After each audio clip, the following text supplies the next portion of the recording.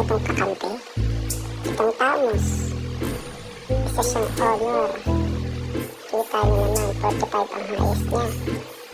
Tapos itong Xavier, 39 star ang highest. Tapos itong Natalia, 38 ang highest. Yung Hanabi, 30 star. Tingnan niya kalaban yung Pakito, 60 star. Glory, Soyu, Glory din, 55 star.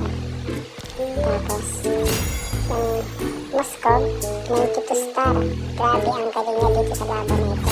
Tapos yung Nana, wala naman yan, honor eh, okay lang sa akin. Tapos yung Herbert, Glory din, 52 star. Sa team ko, ako lang ang makuntang ng Glory, aray mo. Siyempre may magsasabi dyan, wala sa rank yan. Pero yung experience ba? Siyempre iba ang galaw ng may